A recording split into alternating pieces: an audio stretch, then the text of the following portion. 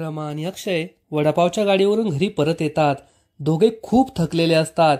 दोघे जेवायला बसतात, परंतु जेवता जेवताच दोघांनाही पेंग येते.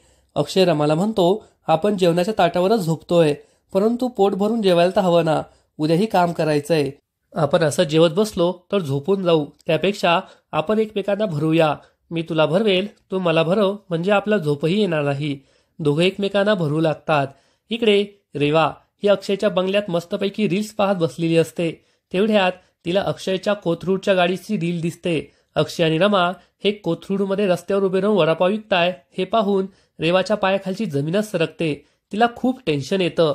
दुसरा दिवस उजाडतो. अक्षय झोपेतून उठतो तर रमा अजूनही झोपलेली असते. अक्षय तिला उठवू लागतो तर त्याला वाटतं की ती गोड झोपलीये, तिला झोपू द्यावं, उगच उठवू नये, कारण ती माझ्यासाठी किती काही करते. मीच पाणी भरतो, परंतु रमा खूप गोड दिसत असते हे पाहून अक्षय तिच्या गालावर किस करतो. त्यानंतर त्याला आठवतं की रमाने आपल्यासाठी काय केलंय. आपण घर सोडल्यापासून रमा ही आपल्यासाठी खूप काही करत आलीये. या घरात आपण राहतो तेही रमामुळे. ती मुकदमांच्या घरी काम करायला गेली होती, पेनांना टोपण लावत होती. तिने खूप काही केलंय. आता तिला आराम द्यायला पाहिजे असा विचार करून अक्षय रमाला उठवत नाही आणि पाणी भरण्यासाठी नळावर येतो. नळावर सगळ्या बायकाच असतात. अक्षयला तेथे पाहून दोन बायका या एकमेकींमध्ये गॉसिप करू लागतात. पहा, रमाचा नवरा पाणी भरण्यासाठी आलाय. रमा ही नवऱ्याला अशी कामं सांगते का? आम्ही तर आमच्या नवऱ्यांना असं काम सांगतच नाही. अक्षय हे सगळं ऐकतो आणि म्हणतो, काय चुकलं जर माझ्या बायकोने मला इथे पाणी भरायला पाठवलंय? ती गाढ झोपलीये. तुमचे नवरे नाही का घरी झोपले? जसं आपण पाणी वापरतो, तुम्ही पाणी वापरता, तसे तुमचे नवरे सुद्धा पाणी वापरताना धुणं, भांडं, किचन या सगळ्यासाठी पाणी लागतं. मीही पाणी वापरतो. मग माझ्या बायकोऐवजी मी पाणी भरलं तर काय चुकीचं होतं? तुम्ही तुमच्या नवऱ्यांना कामं सांगत नाही ना, म्हणून ते दिवसभर दारू पितात, जुगार खेळतात आणि घरी आल्यावर तुम्हाला मारतात. तुम्ही तेही सहन करून घेता. त्यापेक्षा त्यांना कामाला लावा, म्हणजे त्यांना हे सगळं सुचणार नाही. हे ऐकून या बायकांना त्यांची चूक समजते आणि ते म्हणतात, खरंच रमाने नशीब काढले, तिचा नवरा किती चांगला आहे. अक्षय पाणी घेऊन घरी येतो, पण पाण्यावर ताट ठेवताना रमाला जाग येते. रमा विचारते, तुम्ही नळावर जाऊन पाणी भरलं का? आता त्या बायका माझं जीणं मुश्किल करून ठेवतील, मला किती टोमणे देतील, वाईट साईड बोलतील की मी माझ्या नवऱ्याला पदराला बांधून ठेवलंय, त्याला ही सगळी कामं सांगते. अक्षय रमाला म्हणतो, मग काय वाईट आहे बायकोच्या पदराला राहण्यात?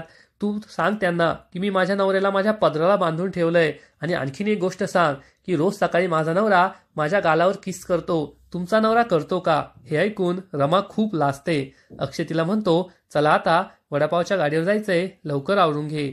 इकडे आई आजी ही शशिकांतला म्हणते, आपण रमा आणि अक्षयला बाहेर काढलं. रमाचं आपलं काही देणं घेणं नाही, पण अक्षयला परत आणायला पाहिजे. शशिकांत म्हणतो, आपण आपल्या पैशातून ते अक्षयला विदेशात पाठवलं, तेथून शिकून आला, येथे सूटबूट घालून कंपनीचा मालक बनला. त्याला काही गरिबीत राहायचं जमणार नाही. 3 वेळेचं जेवायला लागल्यावर कसं कष्ट करावे लागतात हे समजल्यावर तो आपोआप घरी परत येईल. आई आजी म्हणते, हा तुझा गैरसमज आहे. अक्षय परत येणार नाही आणि त्या रमासाठी आपण आपल्या मुलाला त्रास देऊ शकत नाही.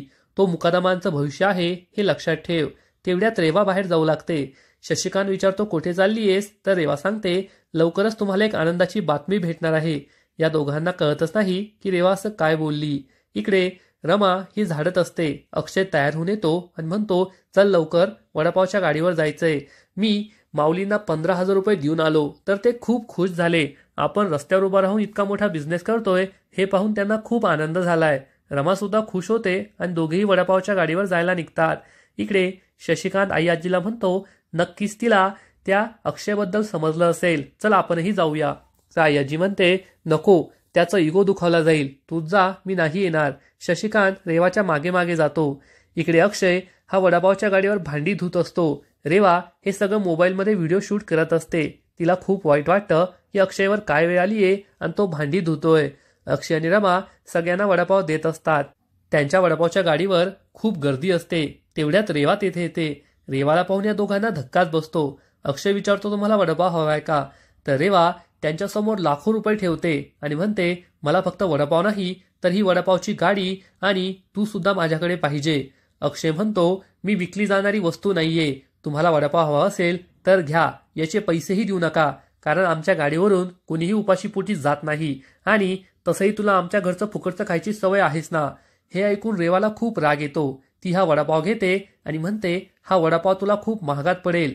ती वडापाव खाली फेकून देते आणि या वडापावर पाय ठेवणार इतक्यात रमा तिला थांबवते आणि वडापाव उचलते. रेवा चिडून म्हणते, बरं झालं, तसंही तुला माझ्या पायाखालच्या वस्तू घेण्याची सवय आहे.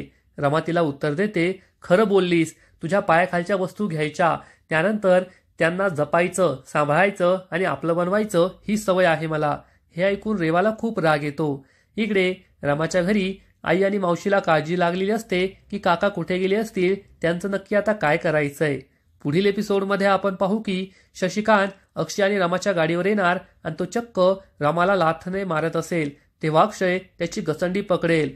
तेव्हा शशिकांत चिडून चक्क अक्षय आणि रमाच्या गाडीला आग लावेल आणि अक्षय त्याला म्हणणार की आता मुकादम विरुद्ध मुकादम होणार, तुला तुझी लायकीच दाखवून देतो, तुझा इगो मी पूर्णपणे संपवून टाकणार. मग आता पुढे काय होईल हे तर कळेलच, परंतु तोपर्यंत मुरांबा या मालिकेचे असेच नवीन नवीन अपडेट्स सर्वात आधी जाणून घेण्यासाठी व्हिडिओला लाईक करा, शेअर करा आणि चॅनलला सबस्क्राईब करायला विसरू नका. धन्यवाद.